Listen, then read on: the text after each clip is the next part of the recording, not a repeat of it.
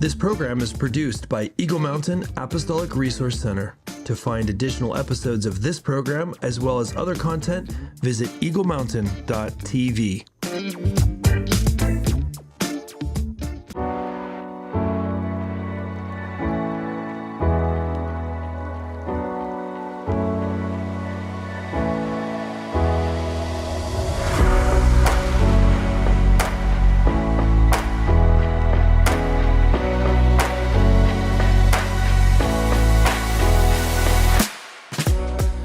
Welcome back to God Designed Living. My name is Chris Behnke, and today we're diving into one of the most exciting aspects of God's design, the visionary blend. Visionaries are dreamers, the forward thinkers, the ones who dare to imagine a future that's better than today. If you've ever looked at a situation and thought, this could be so much more, or if you found yourself constantly brainstorming ideas for the future, there's a good chance you're tapping into the visionary side of your design. But here's the thing. Being a visionary is about more than just dreaming big. It's about partnering with God to turn those dreams into a reality. It's about inspiring others to see what you see, about walking step by step to bring that vision to life. Today, we'll explore 3 key areas that are essential for anyone with a visionary blend. The characteristics of the visionary blend, balancing big dreams with practical steps, and encouraging others with your vision. So let's get started. Visionaries are wired to see what others can't. You're the kind of person who looks at a problem and sees a solution, where others see limitations. You see possibilities. You're constantly thinking ahead about what could be, about where things are headed, and how you can make an impact. This forward-thinking mindset is what drives innovation. It's what makes visionaries so critical in families, churches, businesses, and communities. You're not content with the status quo because you know there's more. Let me give you a picture of what this looks like. Imagine a blank canvas sitting in front of you. To some people, it's just a canvas, but to a visionary, it's already a masterpiece in the making. You see the potential before anyone else does. But here's where the challenge comes in. Visionaries can get stuck in their own heads. You've got all these amazing ideas, but if you don't communicate them clearly, no one else will see them. And sometimes the sheer size of the vision can feel overwhelming. You might think, how will I ever make all of this happen? This is where Habakkuk 2 and 3 gives us some wisdom. It says, write down the revelation and make it plain on tablets so that a herald may run with it. For the revelation awaits an appointed time. It speaks at the end and will not prove false. Notice 2 things here. First, the vision needs to be written down and made clear. If it's not clear, it's just an idea floating around in your mind. Second, the vision has to have an appointed time. That means it's not going to just happen all at once. Visionaries need clarity and patience to steward their dreams. So ask yourself, can I articulate my vision in a way that others understand? Am I willing to wait for God's timing while staying faithful to the process? Here's the truth. Big dreams can be both exhilarating and overwhelming. Visionaries often face the tension of seeing the big picture, but wondering, how in the world am I going to get there? It's easy to feel paralyzed when the gap between the dream and the reality feels too vast.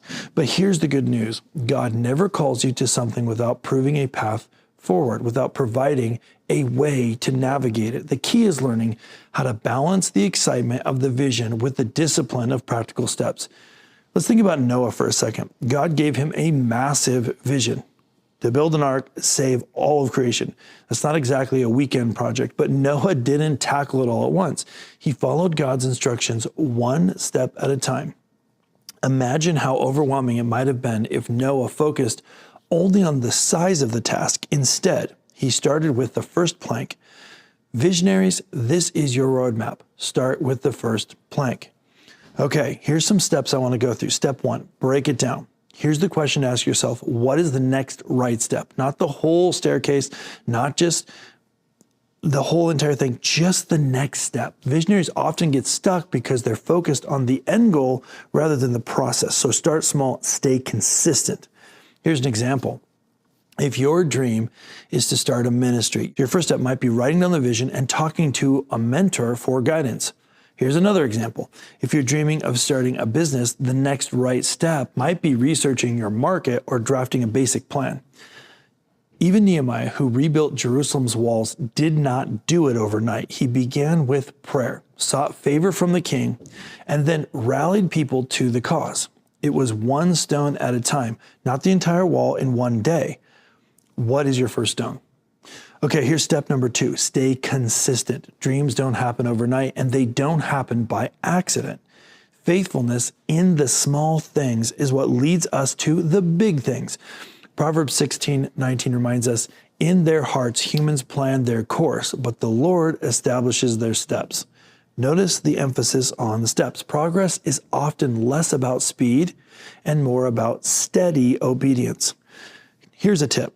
Commit to daily or weekly actions that move you closer to your vision. If you're writing a book, schedule 20 minutes a day to write, even if it's messy. If you're building a team, start with one conversation at a time. Here's a mindset shift. Instead of focusing on how far you still have to go, celebrate the steps you've taken today. Each step is a win. Even Jesus modeled this. He didn't launch his ministry all at once. He spent years building relationships, teaching and laying the groundwork. Visionaries don't despise the process. It's in the process that God refines your character and builds your capacity to steward the vision. Here's step 3. Embrace the timing. Here's a tough one for visionaries. Patience. Habakkuk 2:3 reminds us that the vision awaits the appointed time. Not your time, God's time. And while waiting can be very frustrating, it's also an essential part of the journey. Here's a real life application of this. Think about Joseph. God gave him a vision of leadership, but it took years and a lot of hardship before that vision became a reality.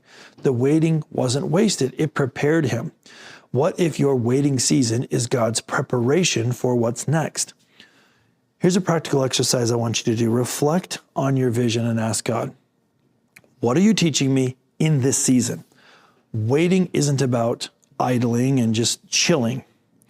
It's about becoming ready. Here's step 4. Celebrate the small wins. Visionaries often keep their eyes so fixed on the horizon that they forget to look back and see how far they've come. But every step forward is worth celebrating. Why? Because it's evidence of God's faithfulness and your obedience. Here's an actionable idea. Set milestones for your vision and celebrate when you hit them.